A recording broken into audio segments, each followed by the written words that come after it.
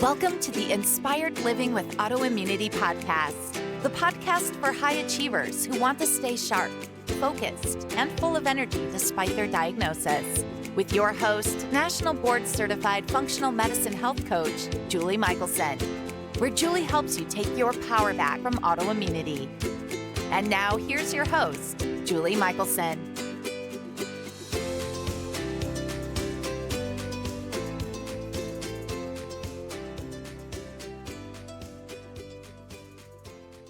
Welcome back to the Inspired Living with Autoimmunity podcast. I'm your host, Julie Michelson, and today we're joined by Dr. Lisa Grant, and we're talking about autoimmune thyroid disease and fertility. Dr. Lisa is a double board certified Oriental Medicine Doctor specializing in fertility, and she's the owner of the Fertility Reset Online, where she supports couples in building the families they desire. In today's conversation, we're diving deep into the autoimmune thyroid fertility connection. And Lisa shares her approach and wisdom with us, including that one thing that everyone with Hashimoto's must do. Dr. Lisa, welcome to the podcast. Hi, it's great to be here. I am so excited for our conversation today and to dig deep with listeners. But I always love to start because I'm curious, and B, because I know somebody's going to lean in a little closer. How did you get to be doing this? What is your, whether it's your personal journey or your story that kind of brought you to this world? So I was actually a patient. I'm a Chinese medicine doctor. I was a patient before I went to school. I had horrific digestive issues to the point where my stomach would hurt so bad I thought I was going to pass out. Oh. It hurt. And the doctors scoped me and they were like, we don't know what it is. And they were like, and I was like, everything hurts. And they're like, well, if it hurts, you don't eat it. And I'm like, no, everything hurts. I can't eat anything. So I happened to read an article in the paper that said that Chinese medicine, acupuncture, could help patients who had chemo-induced nausea. And I'm like, well, nausea is definitely something that I'm dealing with. So let me go talk to an Oriental medicine doctor and see if they can help me out. And I went to a local acupuncturist, and things were so bad that originally I was going like 3 days a week, which is a lot. But after a few weeks, all of a sudden, like I could start eating things again. And it got to the point where like every few days I would call up my dad and I would be like, Dad, guess what I was able to eat today, and not want to pass out. So, and at the same time, I was looking for a career change. And I was looking at law school versus something else, and I went into my acupuncturist one day and I was like, I'm pretty sure I'd be a good lawyer, but I don't think I want to be a lawyer, because it's going to be really hard to raise my kids and do that at the same time, just because of the nature of, my husband's job. And he was like, okay. And I was like, so what should I do? And he's like, are you asking me? And I'm like, sure, I'm taking suggestions. And he looked at me and he's like, you should do this. I was like, why? Why do you think I'd be good at this? And he's like, Lisa, you stop complete strangers on the street if they're limping and hand them my card and tell them they really need to try acupuncture. He's like, you're clearly passionate about it. He's like, it works. And honestly, if your concern about balancing work and life is an issue, he's like, because you own your own practice, you can set your own hours and you can do the things that you want to do. And I went home and I thought about that, and I went and looked at the website and looked at the prereqs, and I'm like, I can do that. So I enrolled. And like 14 years later, here I am. So amazing. The universe is so kind. And I love, we need to look up sometimes, right? We're always, it's that next step is there, even if we have no idea what it is. Right. And nothing better than somebody with their own journey that becomes passionate. Of course, I'm a little biased, but I believe this is how we are changing medicine and changing wellness, really, not just medicine. So Yeah, it's one conversation, one patient at a time, but it builds and it's important. So, and how I got into fertility was, I had actually had my own fertility journey. I had, during the course of trying to get pregnant, I had 5 pregnancies, 3 miscarriages. It was really rough. Nobody had any great answers. Had my, second kid. I'm like, I'm done. I'm good. And when I got into acupuncture, I deliberately avoided fertility because it was still too raw for me. It hurt too much. Yeah. And then a really, really close friend came to me and she's like, I really want to get pregnant and I've been trying and I can't. And I was like, I need to think about this. I know. And I'm like, oh man, if that isn't a call, I don't know what it is. But I was like, can I handle this? Because there's often a lot of disappointment and false starts and just, and there's not always a happy ending. Right. But it was good that it was her because, I tried some things, we did some things, and I was really honest. I was like, okay, so I'm doing what I was taught. I don't know if it's going to work. And, she was there. She was like, look, I know you will do the best you can. That's all I'm asking. And, fortunately it worked out. She got her kid. It was great. And then the phone started ringing off the hook. And I was like, there it is again. So, I'm not always sure, right? I'm not always sure that I accept that whole idea that the universe is always going to bang on your door when you need it or but it's like, but definitely in these 2 places or cases, I was like, yeah, okay, this is clearly something. And there's such a need for any practitioners who are, complementary, specializing in fertility, because while Western medicine doctors, it's a technological wonder what we can do with Western medicine to help women and couples start their families, but there's still a huge number of missing pieces. Yes. And that's where what I do comes in, because putting these pieces together and filling in the gaps for the places where Western medicine doesn't know what to do with it, or doesn't even show up on the radar. So I will often find that it's like there's some patients where I'm like, look, from the get-go, I'm like, we're going to have to do some sort of assisted reproductive fertility. But what I want to do is improve your fertility so much that whatever it is that we're going to wind up doing is going to work better, faster, and hopefully save you some money because IVF is so expensive, right? If we have and heartache and all of it. Hard and all of it. So that was the other piece of the story. Was it wasn't just me as a patient, it was me as not having a patient, not having the resources. I got lucky, I got my kiddos, but then it was like, okay, what can I do to help other women on this pathway? Because it's a really tough place to be. I love that. And for those of you that are watching the video, I have something in my eye. I'm not crying, although I could be, because it's such a common journey. I actually remember the first time it was before I even had symptoms of autoimmunity. And I remember the first time I heard the term Hashimoto's thyroiditis. And it was because I had a family member who was diagnosed post miscarriage. Yep. And it was like dots connected, because she's like, oh, my mom had that. My mom had 3 miscarriages. And so, it's so common. Yes. And so I want to talk about those missing pieces. And we were chatting before I hit record. Listeners know, because it comes up all the time, right? That I am absolutely not anti-Western medicine, nor are you. So I just want to highlight, we're not bashing that. I always say there's a time and a place. And if I have an emergency and I need acute care, that's where I'm going. I'm not going to an acupuncturist when I need surgery. No, absolutely. And I tell my patients that all the time. I'm like, there are times when it's like, do not call me, call your doctor. Yeah. What are you doing? Because it's, the issue, or the place where I think a lot of people have misconceptions, is that what Western medicine does is it has its own sort of like wheelhouse. And quite frankly, so do I. And and it's like, there are places where I can improve things. There are places where Western medicine can improve things. And so when you're working together, it can be magic. And I'm actually like personal friends with several reproductive endocrinologists in Las Vegas, which is where I practice.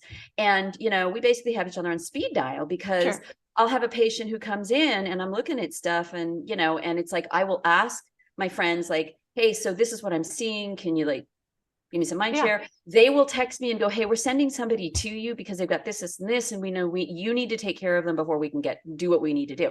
Right. So it's a really lovely like partnership, because they understand that with the way that Western medicine is structured, there are certain things they don't know what to do with. For example, like Hashimoto's thyroiditis. And I'm really excited to talk about this because this is one of those sort of unexplored, unacknowledged, and yet very, very, very critical pieces in dealing with fertility issues, because I have patients who come in with like this crazy range of like fertility issues. And at this point, what I now do is I always do that full panel. I don't just look at TSH, right? Because a lot of doctors will, it's like as the regular panel, they will look at TSH and they will look at free T4. Right. And if the TSH is fine and the free T4 is fine, they will say no thyroid issues. Well, as you know, as probably most of your listeners know, there are 3 tests missing in there. And the big one is TPO and the TGAB. And if you are missing the diagnosis of the Hashimoto's, often what happens is that, you know, patients will come in and they will have either repeat miscarriages or just generic, I can't get pregnant, or they'll ovulate late, or they'll ovulate early, or they're always cold, or they're always hot. I mean, it's like, this is the entire gamut of Chinese medicine symptoms, right? It's like, I have 15 diagnoses just looking at those. But looking at those tests, the free T3, the TSA, or excuse me, the TPO and the TGAB lets me do is diagnose, okay, autoimmune thyroid disease. Now, that's a Western medicine diagnosis, okay? But and how I deal with that in Chinese medicine comes after I kind of take a functional medicine approach to it. And I look at that and I'm like, okay, you have anti-thyroid antibodies. Has anybody ever told you have Hashimoto's? And half the time the answer is no. And then, or more. And so the answer, then we go through one main huge lifestyle change that they have to make. I'm like, and you cannot screw with this lifestyle change. I'm like, you cannot compromise. You cannot cheat. I was like, I'm willing to compromise with a lot of things. I am not willing to compromise on this one lifestyle change that you must do. And I was like, and 75% of the time we can fix the Hashimoto's and it will stop it cold. And everybody's like, at that point is like, I will do anything, because when women come to me because they're having fertility issues, they are either at the place where they're like, I don't want to do IVF or whatever, or if I have to, I want to have, put my best foot forward, or they've done it, it didn't work. Right. And generally my patients will do anything that I ask them to, because I make an effort to connect and have rapport with them, but also let them know, look, I will tell you these things. And if I don't know what the answer is, I will tell you, but I'm also working with a decade or more of doing this. And I want, you just have to trust that I know what it is that I'm doing. And, some of my patients will joke. It's like, do you want me to stand on my head? I'm like, not today. I may get there. Maybe. But that one change, like I said, 75% of the time we fix it. And then on top of that, we put all of my fertility recommendations and my Chinese medicine diagnosis and all that, because what I found is my Chinese medicine alone doesn't deal directly with the anti-thyroid antibody because of what we do in the United States. And so it's like, so drum roll. I know. I'm like, oh, she should. So here's the thing. What I tell my patients is it's very hard to do, but it is a very simple change. And that is, I need them to go 100% strict, like you have celiac disease, like your life depends on it, gluten-free. I was I'm like, if she says something different, I'll be so surprised. Yeah, no. And but that is it. And I love 2 things that you said. Yeah. One is that it's hard to acknowledge. It can be hard to do, but it is simple. Mm-hmm. Right? It's simple. And 2 is, I already forgot what the other. Oh, wow, that's great. And no, I did not have gluten today. Wow. The part where it's all in. That's it. Oh my gosh, if I hear one more time, I'm gluten free. You are? Well, mostly. Then you're not. Nope. And the way I explain it is basically, look, okay, every time you eat gluten, your body, your immune system is getting confused. And because the protein on the outside of the gluten looks so similar to the protein molecules on the outside of your thyroid, your body is attacking your thyroid. And then I play dirty and I'm like, how bad do you want this baby? I'm perfectly happy to play dirty like that. Yeah. Because it's true. Well, and it's not really playing dirty. It's like going to the heart of what they want. And it's like, look, if you want this baby because it has not happened, you have tried for however long you've been trying for, whether it's, 6 months, or I had one woman come in. So it was really interesting. About a year and a half ago, I had 4 women come in within a month. 3 of the 4 of them had undiagnosed Hashimoto's. 3, like one of them had like 4 repeat miscarriages and nobody could figure out why. One of them was just like, she had been trying, couldn't get pregnant. One of them knew that she had Hashimoto's, but didn't know what to do about it. And one of them was just, actually 2 of them were just kind of like, we don't know what's going on.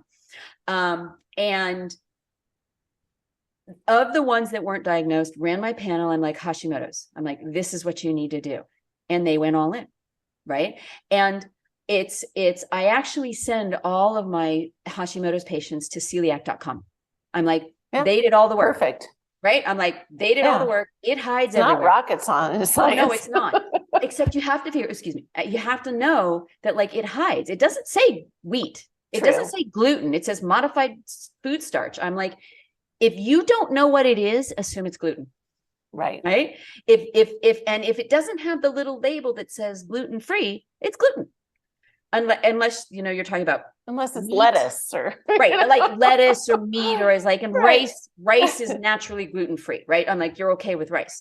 But I was like, but the problem is that anything is processed. It could have been cross-contaminated. And we are talking about, it's not like you picked up a piece of bread and ate it. We're talking on the microscopic level. Anything that triggers your immune system is going to kill your thyroid. And that makes it impossible for your body to do what it wants to do. Now, do women who have Hashimoto's thyroiditis get pregnant naturally? Absolutely. Do they do it without my help? Absolutely. Do they do it eating gluten? Absolutely. But if you're coming to me and you haven't, you're not. And that's why we need to be a lot more consistent and careful about it. And what's remarkable when I have my patients go gluten-free is they'll come back like 2 weeks. I'm like, look, the first week, you're going to be like, bleh. You're going to, maybe even 10 days, you're going to be like, bleh. I was like, come back to me in 2 weeks, mark my words. Your brain fog's going to go away. You're going to have more energy. The bloating's going to go down. If you have the puffiness, that's going to go back. And they come back and they're like, I have not felt this good in years. And I'm like, I know. And I know. So here's the thing, Julie. They always cheat. They always cheat because we're human beings and we always have to. We have to test. We have to cheat. And I know they're going to cheat. And I don't say anything because I know they're going to cheat and they'll come back in. And they're going to feel horrible. And it's great because I don't have to say anything. They'll come back in and I'm like, how'd you do? And they'll be like, I had gluten this weekend. And I'm like, how'd that work out for you? And they're like, I felt horrible. And I was like, yeah, that is your immune system going, don't do that. And I never have to ask them about gluten again because they're a believer because their body has told them loud and clear, that's not okay for me. Yeah. And so here's why, and this is why I'm so excited to have this conversation with you today, because this is why this matters. In Chinese medicine, so let's come over a little bit into my world, because Chinese medicine doesn't explicitly recognize like autoimmune diseases. Remember, this is a medicine that's been around for 3,000 years. We look at everything from like outside signs and symptoms. So I've never found a way to see autoimmune thyroid disease in the pulses, which is one of our diagnostic techniques, in the tongue. If you've ever been to an acupuncturist, they'll be like, stick your tongue out. We see things in the pulses, in the tongue. We're looking at things on the body. But remember when I said I have women who come in with fertility issues, and a lot of it comes down to Hashimoto's thyroiditis, but it can look like anything. Right. This chameleon-like aspect means it's very difficult for me to see it. And I have other diagnostic tools that I use for fertility. And I've never been able to see it, which is why I really love the blood work, because that tells me it's black and white. It's right there. It's a shortcut. Oh, it's a shortcut. It saves lots of time and effort and, heartache. Yeah. So in Chinese medicine, though, the way that we think about the thyroid is there is not a separate thyroid. Okay. There's no separate sort of like energy line that says thyroid on it. It's split between what we call the spleen meridian and the kidney meridian. We don't have time to go into the whole physiology thing about this, but basically there are 12 lines of energy that run through your body, and each one is associated with the organ that it runs through. So it governs the functions of that organ. It governs the area of the body that it runs through. So like if I have somebody who has arm pain that's running like along here, I'll be working on the large intestine meridian. Now, I am aware that the large intestine is nowhere near there. Right. Right. But the fact is that we know that points here will affect your large intestine. But sometimes if somebody's elbow hurts, I just put a needle in there because it's a large intestine needle, but that's where it hurts. But it also covers like a general function of the organ. So for example, the large intestine is in charge of eliminating things that you are done with. And this happens on a physical level. It happens on an emotional level. So I have people who can't have trouble with grief and letting go. I'll work on the large intestine meridian because that clears it. Okay. So just like that, the spleen is split between the kidney meridian, which is basically the easiest way to think about it is sort of like the global sort of energy manager of the body. Okay. And it decides who gets what in terms of energy. So you can see how that might be a thyroid thing. And the other half of it is the spleen meridian, because the spleen meridian is in charge of nurturing and nourishment and what we call the transformation of basically food. Sure. You eat the food, and there's this magical alchemical process where what you eat gets broken apart and turned into all these molecules that we then absorb and turn into tissue. Okay. Whether it's thyroid or thyroid hormone or whatever it is. So you can see how you got the energy piece on the kidney, and then you've got the nutrition piece that also transforms into energy. And you need both of them happy.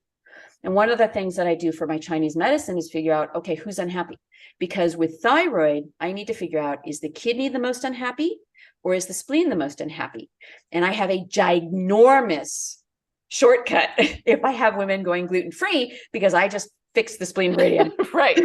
Right. I'm like, it's way easier. Now, all sorts of things in fertility having to do with the spleen meridian, because part of the transformation process has to do with like creating blood and creating, the hormones and creating the follicles. So it's not like, cure the Hashimoto's, or at least, treat the Hashimoto's and fix all the fertility issues. There's a lot more to it than that. But that is such a gigantic piece of relieving the pressure and the literal attack on the spleen meridian's function, that it makes it a whole lot easier to get everything else to go, because your thyroid is your energetic thermostat.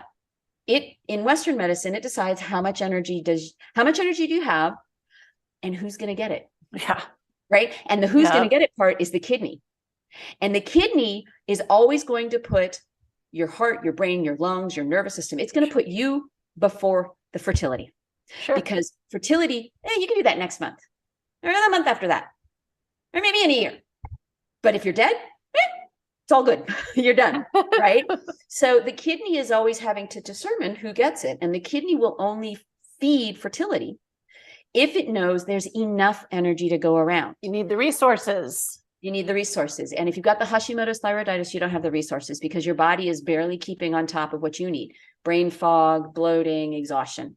So by fixing the Hashimoto's thyroiditis by going gluten-free, we free up a huge amount of the energy and the resources that then with the fertility lifestyle changes that I have my patients do when they do my 90-day reset with, the acupuncture, I can now tell the body, okay, so you now have enough energy.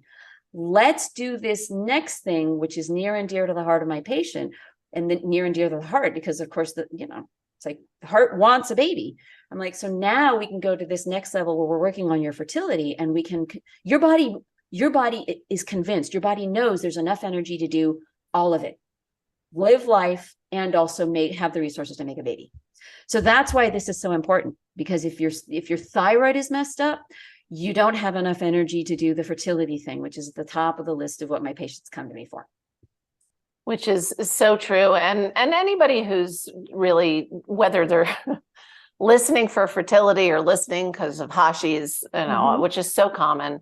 Oh, it really It's is. not difficult once you've experienced the fatigue that can go with it to imagine, wow, well, yeah, no wonder my body can't make a baby right now because I am having trouble getting out of bed in the morning. Exactly. Right? And They connect. I heard something once recently, or I heard something recently, which I was like, oh yeah, it's like, you basically need to think of pregnancy, because remember, that's the end goal of fertility.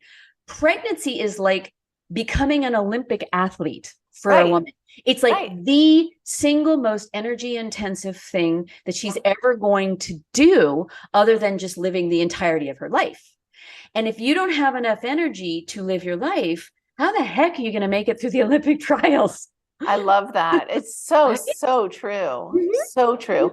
I want to touch on the question of, what about the people listening that, they have Hashis and maybe they've been struggling with fertility, or maybe they're getting ready to start a family. And even though they know they have Hashimoto's, their OBGYN or their fertility specialist is saying, yeah, I know you have that, but it's fine. It has nothing to do with this. It's not affecting this. Right. Okay. So remember what we said earlier about, the wheelhouse is the Western medicine does what it is. Okay. So Western medicine doesn't have a way to treat Hashimoto's until it starts affecting TSH. By that point, the damage has already been done. So if your doc has run the tests and, if you have any kind of questions about fertility, I think every woman should get all 5 of those those thyroid tests done. And if you go to the doc and the doc is like, well, it's not affecting your TSH yet, so we don't need to deal with it. And the answer is, well, that's only because it's not showing up in TSH. And we never want it to show up in TSH. We want to stop it cold. Let's stop it in its tracks before we get there. Exactly. I want to back up to give listeners an understanding. For us, it's like, TSH and free T3 and reverse T3, and it's all, so the marker that is most commonly tested, this TSH, thyroid stimulating hormone, let's explain to listeners why, yes, when that's clearly out of whack, we already know you have a problem. But kind of explain what that is. And I think it becomes then really clear of like, why would I wait until that's a problem? Okay. So TSH is the hormone that your brain, I believe it's the pituitary, releases to tell your thyroid, hey, we need some more energy. Okay. That's one measure. And TSH, you generally, at least for fertility, I like seeing it at around 2. If TSH goes above 4, Western medicine doctors will give the patient levothyroxine or Synthroid or some kind of synthetic hormone, because they want, basically the brain is yelling at the thyroid, wake up, do your job. But the thyroid's having a really hard time responding. If you, and so what the medicine does is it basically is synthetic T4. So the brain tells the thyroid, hey, wake up, we need some more energy. And in response to that, the thyroid makes T4, which is basically it's a reserve hormone, but it basically says, okay, here's the bundle of energy waiting to go. And that's what the medication is. But there's several other pieces in sort of the communication pathway and the energy pathway. So T4 is an inert, inactive form. It converts to what's called T3, which is the active form of the thyroid hormone in the liver. And if you don't test the level of T3, you don't actually know if that piece is being done. And so you may be, you can have T4, but some patients will get the T4, the Synthroid, and they'll be like, I'm still tired. I test the T3, and that's because they're not converting it correctly. And that's usually a nutritional deficiency, usually. Okay. So then that means we need to fix some of the nutritional stuff. T3, specifically free T3, that's the energy molecule. That's the one that, starts opening it up and gives you all the energy. Now, TPO and TGAB are produced by your immune system.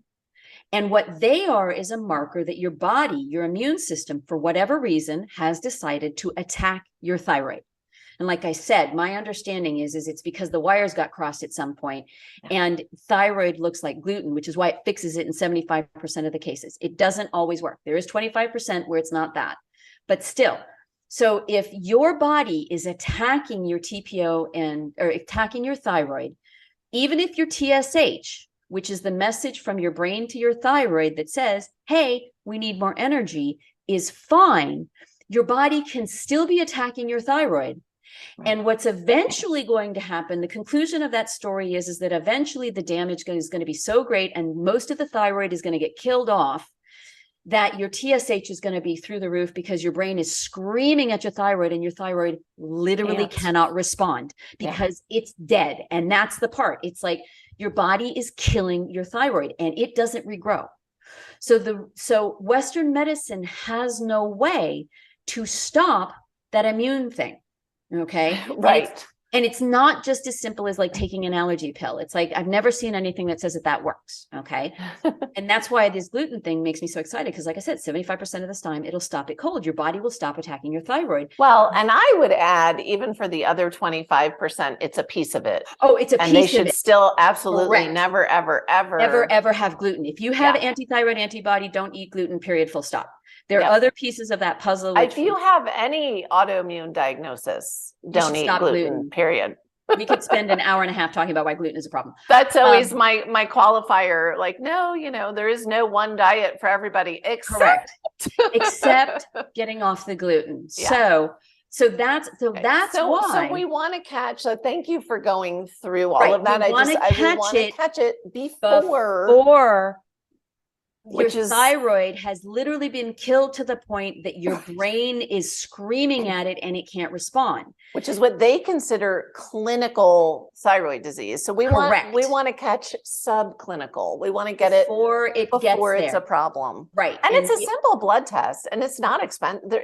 This isn't, I do some crazy testing because I love it. It's cheap. It's like no, I mean, when I order it for my patients, I think it's $15. Yeah. It's not an expensive test. It's a super, like I said, it's simple. It's not easy, but it's a simple change. And the reason that you want to catch it before the TSH starts going up, which is where Western medicine can come in, because they're like, oh, well, we have a treatment for that.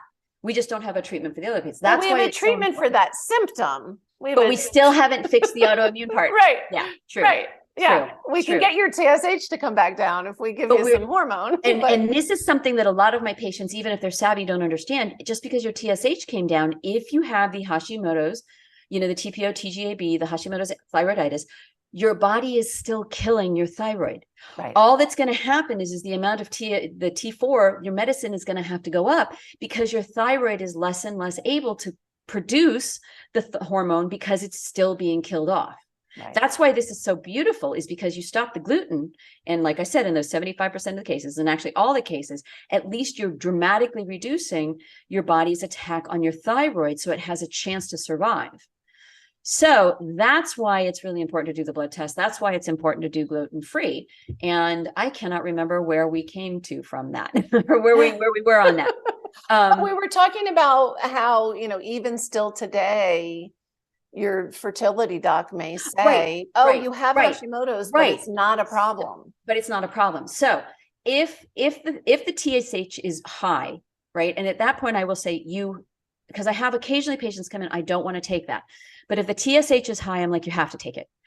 We can stop the damage on the thyroid, but if your TSH is too high, it is a cause for miscarriage. So we're going to do all this work. And then because I've had it happen before, I had one patient who flat out refused to take the Synthroid, even though I was telling you got to take this, and she miscarried, and it broke my heart because we could have potentially prevented it. Yeah. Because remember what I said about what the thyroid does. It's the energy generator. And if you don't have enough energy, your body will always choose you over the baby, because if there's not enough energy to go around, baby doesn't happen, right? It's like, you can't sustain it. So yes, I would like my patients, if they're like that, certainly if they're at 4 or above, they need to be on the Synthroid. But often as they're working with me, if we can get the Hashimoto thyroiditis under control, the TSH will often drop, and then we're good to go. Now, again, I have my whole diagnostic fertility thing to determine whether or not we need to add herbs into that, or whether I'm like, we still maybe want to add Synthroid into this because, or whatever the generic, because I'm seeing some things that I don't I want to make sure that once we get you pregnant, we keep you pregnant, because, miscarriage is the worst. It's like, it's bad enough if you can't get pregnant, but when you get pregnant, you lose it. It's horrible. So the story, those 4, or was it 5? The 5 that came in, one, all of them went gluten-free. Of the 5, 4 of them, we got pregnant. They didn't miscarry and they kept the baby. Okay. One of them, we did wind up having to go to, can't remember if it was IUI or IVF, because even with like it was just, we never, for whatever reason, her hormones never got to where we wanted them to go. But the IVF story wound up being happy because she got her baby and she was thrilled. Yeah. Meanwhile, all 5 feel better, have better energy, aren't bloated, don't have the brain fog, do stupid stuff and stay out late. Yeah, you're gonna have the brain fog. but it's like, their baseline energy level rose dramatically because their immune system was not constantly killing their thyroid. So it's for all those patients, it was a happy ending, and it was a super happy ending for 4 of them because, and because it was like, we got them pregnant naturally, and they felt great during the pregnancy, because we were able to deal with the Hashimoto's thyroiditis. Yeah. So but a healthy, happy baby at the end, even for number 5, is a huge win. Correct. And all of my patients appreciate the fact that they are, one of what I want to do is give them the tools that they need to be healthy and have a baby. Right. Because so I see they're no not point. Done. Like, they have the baby, but now they have all what those I tell my tools. patients is, hi, pregnancy is 9 months, but you know what? Once you get pregnant and have that baby, you are on the hook for the next 18 years. Actually, that's when they're in your house, but you're actually, this is a lifetime gig, right? You are mom until you die. And you want to be around for as long as you want to be around. You want to have the energy. You want to have the ability to do the things that you want to do. Yeah. I was like, so my baseline is actually not just fixing the fertility. I tell my patients, I can't fix your fertility unless I get you healthy. Yeah. So part of what I work on in my 90-day reset is like 80% of that program is health. It's like, and you're like, well, I'm healthy. I'm healthy. I do this, I do that. Deeper level. We're talking about a healthy at a level where your body is absolutely going to believe and be convinced that you can make and carry a baby to term. And I'm like, and that is not the same thing. And what is healthy according to pop fads changes. Right. So, and what is healthy eating or healthy exercise levels for this person is not the same thing as that person. So what it is like, we're creating a foundation where these are the things that are pretty much baseline for everybody. And then I go into, okay, now for you, because of this piece over here, we're going to do that, but for you, because of this piece over here, we're going to do this over here. So it's a personalized program, but the foundation is very similar for most people, because most of my patients are coming in, given where we are in the world and everything, with the same sorts of baseline issues, and we fix those, and then it gets a whole lot easier to build the fertility. And for those of you listening that don't have Hashimoto's, the 90-day fertility reset workshop is for everybody. Oh yeah, it's for everybody trying to get pregnant. It's for everybody trying to get pregnant. Yeah, there are pieces, like I have like several videos devoted to Hashimoto's thyroiditis, and what I say is, look, if you got, or if you have any kind of thyroid issue, go look at those videos, right? And if you've got, for example, endometriosis, if you've got endometriosis, then you go look at those videos. But like I said, there are base videos, and then it breaks out according to what's going on. Interesting thing, probably half of my women who come in with PCOS, which is polycystic ovarian syndrome, have some kind of hypothyroidism. And of those, probably half of them have Hashimoto's thyroiditis. So, and you're dealing with all of these things are in the body, right? And we have to, we heal the body to deal with the underlying sort of issues that are creating the fertility problems. I love that. Amazing. And I know you have an amazing gift for listeners for 20% off of this incredible online program. Go to fertilityresetonline.com. And it is Inspired Now 20, and you'll get 20% off. And again, this is for everybody. I would say, honestly, I mean, because of what we were just talking about, anybody who wants to up level their health, it may feel a little weird to do a fertility workshop, if you don't have a uterus anymore, like me, but and you I've will had, still benefit from it. I swear. it's true. So, Actually, it's true. It's like, I will have women. So putting aside women who don't have uteruses, we'll talk about that. But it's like for women who have like endometriosis or PCOS and they're not interested in getting pregnant, but they're like, what can I do to help myself feel better? Sure. Like I said, the foundation of the good health and dealing with the underlying issues is first. Yes. And then there are pieces of the workshop where I specifically go into like, this is what you do for fertility. And there's one unit you don't do. You're going to be like, yeah, I don't need that, because I talk about how do you track and like monitor your fertility. But honestly, 80% of it is about building health. And then the other 20% of it is specific issues and then actual fertility. And my patients will come into me and they'll be like, so this fertility piece was a really small part of it. And I'm like, yeah. And they were like, but I feel better. My cycles are better. I'm like, everything's better. And I'm like, yeah, that's because we fixed the health foundation. Right. So oh my gosh, my job's so much easier. If I don't have to deal with all that other stuff, I'm like, yeah, now I could just, all I have to do is do fertility instead of like backfilling all of those health issues that everybody has. It's for so women true. who don't have a uterus, especially if you have PCOS, that's permanent. PCOS is an endocrine problem, not a reproductive problem. Okay. If you have Hashimoto's thyroiditis or any sort of thyroid issue, that's an endocrine problem. It's not a fertility problem. Right. So anything, if you have We're talking uterus, root cause, like, Thank you. And the fertility problem is the symptom. It's not correct the problem. I mean, It feels like the problem when you're the one in it. It feels like the problem when you're trying to get pregnant. But the thing is that the underlying root cause is health issues. And with specific on women's health, which is a really neglected field.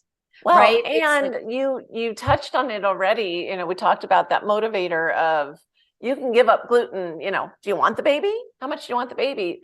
And then, like you said, now you have the baby. You want to be here and feel well to raise the baby, right? And the grandchildren and the whoever, Right. So it's all so important. Because the thing to remember, when you talk to an OBGYN or reproductive endocrinologist, the only thing they're interested in is your uterus and your ovaries. Right. They're a little bit interested in your brain, but mostly they focus on that little package. And last time I checked, our uterus and ovaries aren't walking around by themselves out there. Well, mine they are. Live, right? They're not moving anymore, though. But they started out in the whole package. Right. So you deal with the whole package. And then what you wind up with. Shocker. Exactly. And then this all gets better because, again, the root cause has been addressed. So yes. I love it. Now, I know you already said it, but here's your opportunity if you want to add, or I always ask guests to give listeners that one step that they can take to start to improve their health. And if somehow they fell asleep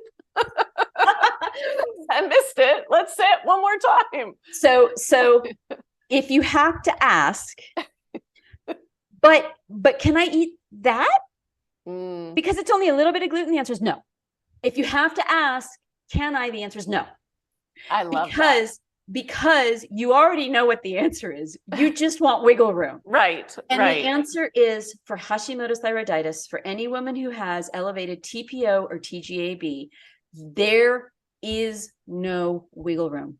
You have to go gluten-free. Okay. Just be glad you're doing it now. You're my new best friend. I'm going to take all the sound bites.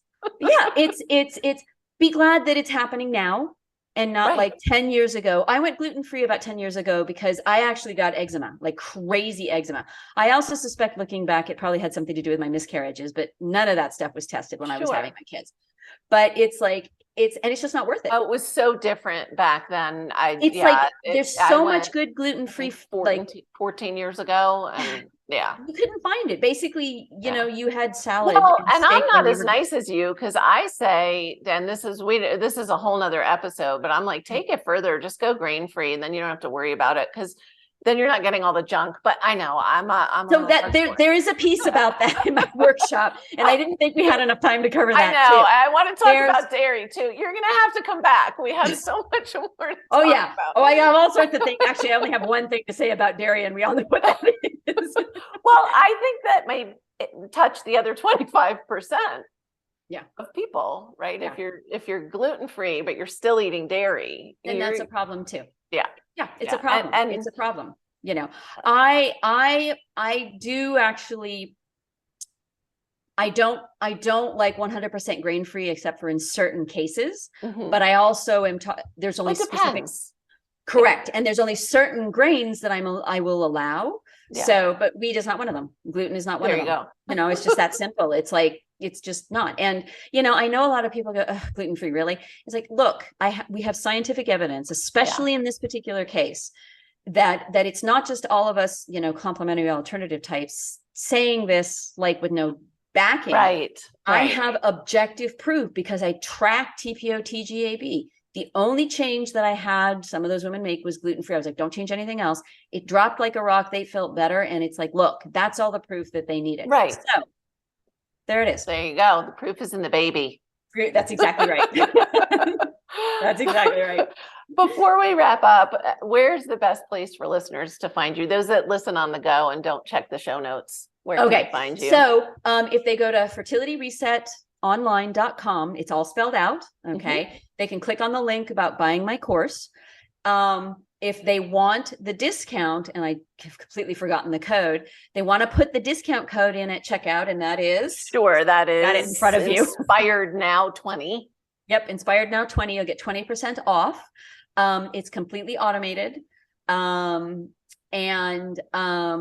It's, you know, I make every one of my fertility patients take this, and every single one of them comes back and says, this has completely changed my life because I feel better. And love it. You know, it's just like any woman who is struggling with fertility, any woman who is struggling with any sort of like reproductive issues, even if you're not trying to get pregnant, but if you have like heavy periods or long periods or just yucky periods or like cramping or any of that stuff, it's like, I really designed it to help improve women's health.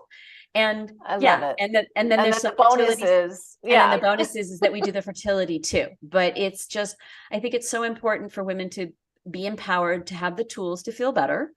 And honestly, it's like, and then at the end, you decide what works for you and what doesn't. And you decide what it is that you're willing to incorporate and what you're not willing to incorporate. But if you have all of the tools in front of you, then it makes it so that you have the information, and information is power. So. I love it. And we are both all about taking your power back. That's absolutely why we do what we do. Absolutely. Lisa, thank you so much. You have shared amazing gold with us today. Oh, well, thank you so much for letting me like spread the word, because it's just really important to me that people feel better, right? It's about wellness. It is. It is. For everyone listening, remember you can get the show notes and transcripts by visiting inspiredliving.show. I hope you enjoyed this episode as much as I did. And me. Yes, we will see you next week. Thank you for listening to Julie Michelson's Inspired Living with Autoimmunity. Did you enjoy this episode? Please like, share, and subscribe wherever you listen to podcasts. If you'd like to get a transcript of this and every other episode, just head on over to inspiredliving.show or click on the link in this episode's description. There, you can also find everything we discussed in this episode, including links and information about our guest. You can even send in your questions to be answered by Julie in a future episode. That's inspiredliving.show. Until next time, this is Julie Michelson's Inspired Living with Autoimmunity podcast, helping you take your power back.